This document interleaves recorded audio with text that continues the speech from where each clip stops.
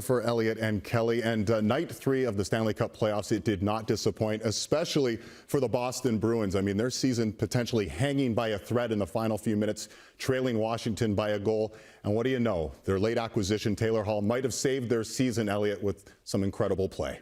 I agree, David. You know, Boston game 1 was a bad loss for them. Craig Anderson coming in the middle of the game, and a guy who hadn't played a lot this year. And that's a game I think if you're the Bruins, you absolutely have to have. But he beats them, and he came within 3 minutes of beating them again in game number 2.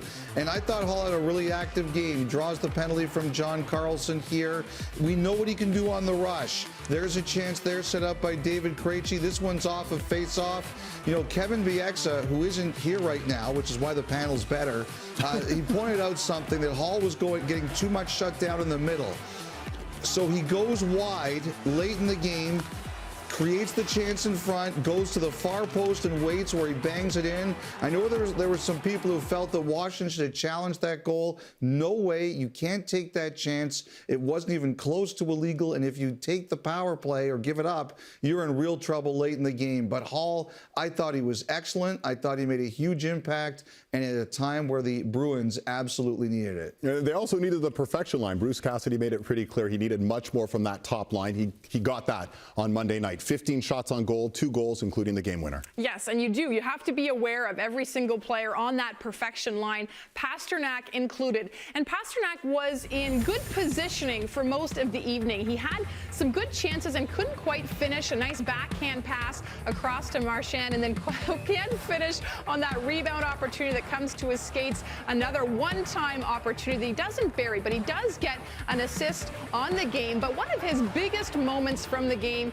was in overtime. He's the decoy. He goes to the weak side post, and that's what creates the confusion for the Capitals defenseman, which allows Marchand the open space and the time to get that game winner. So the pace is quick during playoffs, but Pastrnak was really sharp with his decision-making and his positioning. So lots of veterans doing key things in this game, including Craig Anderson, Kelly. I mean, listen, 44 saves. You certainly can't fault him for this loss. The question is, will he be starting game 3 for the Capitals?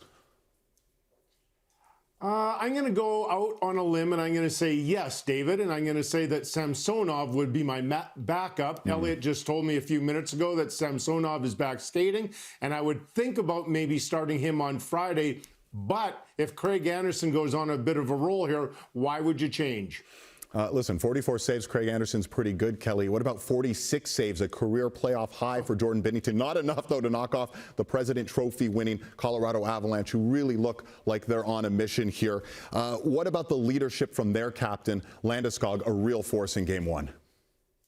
Well, he's got to be considered one of the best leaders in the game, right? He's a terrific player, but he's just an outstanding leader. He didn't like how the game started, and you have to figure that St. Louis, they're going to try and be physical. And so here is Schenn hitting Rantanen, and Landeskog didn't like that. So being a true leader, he's going to go fight Schenn. But having said that, those are 2 well-respected guys, right? Here's Landeskog, his first assist. He gets it back to Rantanen out front to McKinnon. Then he's going to get a goal with a beautiful deflection right here. And then he also is going to finish with 1 more assist on the McKinnon empty net goal. So incredible night by Landeskog. Yeah, everyone was buzzing for the Colorado Avalanche. It's that time of year. It's a fun time of year. We're 7 games into the Stanley Cup playoffs. 4 overtimes already have been needed. We've had 5 one-goal games. On Tuesday, 3 more games and 3 more road teams. The Islanders, the Wild, and the Lightning.